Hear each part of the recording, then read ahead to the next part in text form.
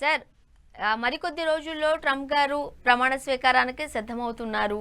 So ఎప్పుడైతే Trump అన్న మాట వింటున్నారో ఇండియన్స్ అందరూ కూడా ఒకలాంటి భయాందోళనకు గురవుతున్నారు. ఇక్కడ ఇండియన్స్ కూడా తమ పిల్లలు అమెరికాలో ఉంటే పిల్లలు వెనక్కి తిరిగి వచ్చేస్తారేమో అనే భయం ఉంది. నిజంగానే ట్రంప్ వల్ల ఇండియన్స్కి ప్రమాదం అని అనుకోవచ్చా? అక్కడ ఉండే పరిస్థితులు లేవా? ట్రంప్ 2017 నుంచి 2020 వరకు యుఎస్ ప్రెసిడెంట్ చేశాడు. ఆ సమయంలో ఆయన రెస్ట్రిక్షన్స్ కొన్ని తీసుకొచ్చాడు. రెస్ట్రిక్షన్స్ ఏంటంటే ఇండియన్స్ లేకపోతే మన వాళ్ళకి ఉద్యోగాలు ఇస్తారు కదా, వీళ్ళు వెళ్ళిపోతే ఇక్కడ వాళ్ళు దొరుకుతారు కదా, ఆ లైన్లో చేశాడు. కానీ అది సక్సెస్ఫుల్ అవ్వలేదు. ఆయన ఎప్పుడైతే దిగిపోయాడో ప్రెసిడెంట్గా ఈ 4 సంవత్సరాల్లో చాలా ఎక్స్పోజర్ వచ్చింది. ఆయన ఏంటి అని చూసాడు.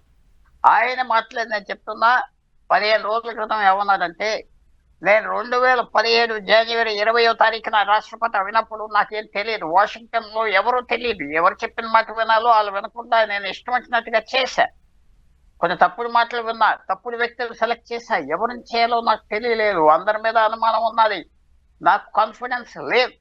ఇప్పుడు పరిస్థితి వేరు, 8 సంవత్సరాలు అయింది, అందరికంటే నాకు ఎక్కువ తెలుసు అని ట్రంప్ అన్నాడు. ఆ తప్పులు చేయను, నేను చాలా జాగ్రత్తగా ఉంటాను అని స్పష్టంగా చెప్పాడు. అయితే ఆయన మైండ్ ఆయన మేకప్ చేసుకుంటాడు. ఈ 4 సంవత్సరాల్లో ఆయన ఎప్పుడైతే అధికారంలో లేడో ఆయనకి కనిపించింది ఏంటంటే, చాలా మంది టెక్నాలజీకి సంబంధించిన పీపుల్, ముఖ్యంగా ఈలాన్ మస్క్, తర్వాత పెద్ద పెద్ద వెంచర్ ఫండ్స్ ఉంటాయి, ఈక్విటీ ఫండ్స్ ఉంటాయి, billions and trillions of dollars ఉన్న వాళ్ళు కూడా ఆయనతో కలవటం, ఆయన చెప్పటం, వాళ్ళందరూ చెప్పింది ఏంటంటే, ఆయనకి చూడు, ఇదంత సింపుల్ విషయం కాదు, ఇదేదో ఫ్యాక్టరీలో ట్రైనింగ్ ఇచ్చేసి లేకపోతే ఏదో విమానం పైలట్స్ కూడా కాదు, పైలట్స్కి మనం 1,00,000 మందిని తయారు చేయగలం, ఇది వేరే టెక్నాలజీ, ఇది ఇంజనీరింగ్ టెక్నాలజీ, కంప్యూటర్ టెక్నాలజీ, ఇది వేరే. ఇండియన్స్ ఏంటి, కొంతమంది ఫారినర్స్ ఇది బాగా స్పెషలైజ్ అవ్వారు గత 20 సంవత్సరాలు 30 సంవత్సరాలు, మనం వెంటనే వాళ్ళు రిప్లేస్ చేయలేం, ఇది తాపీ మేస్త్రీలు కాదు, వడ్రాంగులు కాదని చెప్పటం జరిగింది. వాళ్ళకి తెలుసు.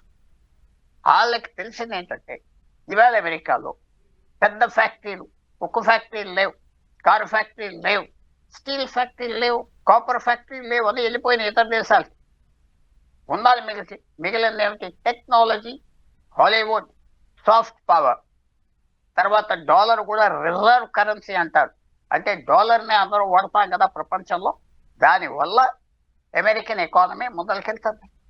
సంవత్సరానికి 5 లక్షల నుంచి 10 లక్షల మంది ప్రపంచవ్యాప్తంగా డాక్టర్స్, ఇంజనీర్స్ ఇతర దేశాల్లో చదువుకుని అమెరికాకు వచ్చి సింపుల్గా వాళ్ళ ఇన్వెస్ట్మెంట్ అయిపోతున్నారు. అయితే ట్రంప్కి తెలుసు. అన్నాక ఆయనకు వచ్చిన ప్రాబ్లం ఏంటంటే, చాలా మంది అసలు అందరినీ బయటకు తరివేయాలని ఒక సెక్షన్ ఉంటుంది, ఎవరైతే ఇండియన్స్ అంత బాగా చేస్తున్నారని వాళ్ళ మీద ఒక రేస్ ప్రాబ్లం కూడా ఉంది. అది అందరూ మర్చిపోతారు. 1952 ముందల భారతదేశం నుంచి వెళ్ళిన వాళ్ళకి సిటిజన్షిప్ ఇచ్చేవారు కాదు, బ్యాండ్ అంటే వీరు మా జాతి కాదని మన దేశమే కాదు చాలా దేశాలు లాక్ చేశారు, చైనీసు అందరినీ. సో మార్పు అనేది పెద్ద కొత్తగా రాలేదు, అమెరికాలో మెల్లిమెల్లిగా వస్తుంది. ఇవన్నీ బ్యాక్గ్రౌండ్లో పెట్టుకుంటే, మనం అవసరం ఉన్నాం కాబట్టి టెక్నాలజీ కంపెనీలు, టాప్ 30 కంపెనీలు ప్రపంచంలో అమెరికాలోనే ఉన్నాయి. వాళ్ళందరికీ ఎక్కువ ఇండియన్స్ కావాలి. ఆయన ఎక్కడ తిరిగినా మొహం, ఎక్కడ తిప్పినా నంబర్ 1 నంబర్ 2 ఇండియన్ మొహాలు కనపడుతున్నాయి. అందువల్ల ఆయన 2017 నుంచి 2020 వరకు ఇష్టారాజ్యంగా మాట్లాడి చేసిన, కింద వాళ్ళకి అప్పచెప్పిన ఈ సమయంలో ఆయన జాగ్రత్తగా ఆలోచించుకుని చేస్తాడు అని మనం మాత్రం పూర్తి విశ్వాసం అనుకుంటాం. సార్, ప్రస్తుతం H1B వీసాలకు సంబంధించి ట్రంప్ మాట్లాడిన వ్యాఖ్యలు ఎలా చూడాలంటారు? బాగా మాట్లాడాడు ఆయన. ఇక్కడ వచ్చింది ప్రాబ్లం, ఆ Vivek Ramaswamy, Elon Musk over confident గా, వాళ్ళ రిచెస్ట్ పీపుల్ కాబట్టి ఇష్టం వచ్చినట్టుగా మాట్లాడటంలో వాళ్ళ వ్యూకి వ్యతిరేకం కాదు, ఆ పార్టీలోనే ఎవరైతే వాళ్ళ మీద జలసీ వచ్చేస్తుందో, వీళ్ళు ఎక్కడి నుంచి వచ్చేసి మెయిన్ సీట్ ఆక్రమించారు, ట్రంప్ పక్కనే ఉంటున్నారు, 24 గంటలు దగ్గర అయిపోయారని వాళ్ళకి ఈ పాయింట్ పట్టుకుని అల్లరి చేశారు. ఇండియన్స్ ఉద్యోగాల బలం తీసుకోవచ్చు, అది చేయొచ్చు, ఇది చేయొచ్చు, ఎన్ని మాటలు చెప్పారు, ఆ చిన్న హెచ్చన్నాడు. కానీ ట్రంప్ కూడా 3 రోజుల క్రితం ఏమన్నాడు, నేను H1B వీసాస్ వాడుతున్నా నా కంపెనీలో, H1B వీసాస్ మంచిది, ఏమైనా మార్పులు ఉంటే చేద్దాం ఆయన అన్నాడు. ఆయనకి తెలుసు కొలాప్స్ అయిపోతుంది అమెరికన్ ఎకానమీ, కొలాప్స్ అయిపోతుంది పూర్తిగా తెలిసి చాలా జాగ్రత్తగా ఉంటాడు. ఆయన వ్యాఖ్యలు ఆయన తప్పు చెప్పలేదు. ఆయనకి అవసరాలు బట్టి చేద్దాం అన్నాడు. అవసరం ఉన్నది కాబట్టి చేద్దాం అన్నాడు. ఆయన స్టాండ్ కేర్ఫుల్గా మార్చుకున్నాడు. పాజిటివ్గా ఉన్నది మనలో ఉన్నది. ఇంకా నేను నాకు ఫుల్ కాన్ఫిడెన్స్ ఏంటంటే అమెరికా మొత్తంలో ఏ పార్టీకి చెందిన ఏ నాయకుడైనా ఈ H1B వీసాలు భారతీయులు తప్పదో. మనకి కొన్ని సంవత్సరాల తర్వాత తప్పదు. సైన్స్ మారిపోతే, మొత్తం సైన్స్ కూడా మారిపోయి ఎకనామిక్స్ మారిపోతే అది వేరే విషయం. ఆర్టిఫిషియల్ ఇంటెలిజెన్స్ వచ్చాక వీళ్ళందరూ అక్కర్లేదు అనుకో, అది వేరే విషయం. ప్రస్తుత పరిస్థితుల్లో అంత ప్రమాదం ఉండదు. ఏదో అందరూ వచ్చేస్తారు ప్లేన్ లెక్క అనుకోవట్లేదు. 1 కోటి మంది ఉన్నారు అక్కడ. వీసాలు లేకుండా గోళ దూకి సెలినోడు 1 కోటి మంది. వాళ్ళ మీద ముందలు పడతారా? ఒక 2-3 లక్షలు HIV ఉన్న వీసాల మీద పడతారా? కామన్ సెన్స్ మనకు చెప్తాది కదా వాళ్ళ మీద ముందలు పడాలని. సార్ ఇప్పుడు ఎప్పుడైతే ట్రంప్ అన్న విషయం అమెరికాలో వచ్చిందో నెగ్గిన వెంటనే కొన్ని యూనివర్సిటీస్ కూడా పిల్లల్ని అమెరికాకి తిరిగి వచ్చేమని కూడా డైరెక్ట్గానే ఈమెయిల్స్ త్రూ పంపించారనేది కూడా మనం చూసాం, విన్నాం కూడా. ఈ తరుణంలో ఈ H1B వీసాకి సంబంధించి ట్రంప్ మాట్లాడిన వ్యాఖ్యలు ఇవన్నీ చూస్తుంటుంటే ఇప్పుడు ఇండియన్స్కి కాస్త ఊరట కలిగించే అంశం కిందే మనం చూడొచ్చా? ఎప్పుడు మనం ఏం జరుగుతుందో మనం చెప్పలేం. ట్రంప్ ఏం చేస్తాడో అని కాదు, ట్రంప్కి పరిస్థితులు ఎలా ఉంటాయో మనం చెప్పలేం. సో అందువల్ల కాషియస్గా యూనివర్సిటీస్ అందరూ ఏమన్నారంటే జనవరి 20 తర్వాత ట్రబుల్ పెడితే పెడతారు, వాళ్ళు వీసాస్ కొన్ని రిఫ్యూజ్ చేస్తారు, వచ్చేయండి అన్నారు. అది తప్పేం లేదు దట్. ఎందుకంటే అది కాషియస్గా వచ్చేయమన్నారు. వాడు ఏం చేస్తాడో మనకు తెలియదు, అతను ఏం చేస్తాడో తెలియదు, ఎందుకు ట్రబుల్ పడాలి అని సలహాలు ఇచ్చారు. ట్రంప్ ఏం లైన్ తీసుకుంటాడు? మనం అతను అన్న మాటల మీద వెళ్ళాలి. 8 సంవత్సరాల క్రితం చేసిన పని ఇవాళ చేయబోయే పని వేరే. ఆయన కూడా నేను చరిత్రలో పెద్ద మనిషిగా వెళ్ళాలని పెట్టుకున్నాడు. తెలిసే ఉంటాదో తెలీదు. ఆయన కుటుంబ సభ్యులు ఎవరికి దగ్గర రానివ్వను, వాళ్ళకి పదవులు ఇస్తే మిగతా వాళ్ళు ఏడ్చి అల్లరి చేస్తారు, మీరు డబ్బులు చేసుకొని ఎంజాయ్ చేసుకొని పోండి అన్నాడు. ఎవరికి ఉద్యోగం ఇవ్వలేదు. అంటే ఆయన వియంకులు ఇద్దరికి అంబాసిడర్ ఇచ్చారు. ఇంకా కూతుళ్ళు కోడలు ఎవరికి ఏం ఉద్యోగాలు లేవు, మార్చుకున్నాను అంటున్నాడు. తర్వాత ఆయన కూడా అనేది ఈ టెక్నాలజీ చీఫ్ ఇలాన్ మస్క్ అవునాయి, బిల్ గేట్స్ అవునాయి, లేకపోతే యాపిల్ చీఫ్ టిమ్ కుక్ అవునాయి, మైక్రోసాఫ్ట్ అవునాయి, వాళ్ళందరితో ఆయన కలిసి మాట్లాడటం చాలా సరదా పడతాడు, చాలా హుషారు వస్తుంది. అమెరికా వాళ్ళే పెంచి పోషిస్తున్నారని తెలుసు, తెలియదని కాదు, బాగా తెలుసు ఆయన. ఆ టెక్నాలజీ వల్లే మనం ముందరకెళ్తున్నాం, మనం ముందర ఉన్నాం అమెరికా అది పూర్తిగా తెలుసు. అది పాస్ చేసుకుంటాడా ట్రంప్? నాకు అనిపించదు. అమెరికన్లో 5 లక్షల మంది వెంటనే వచ్చి చేస్తారా?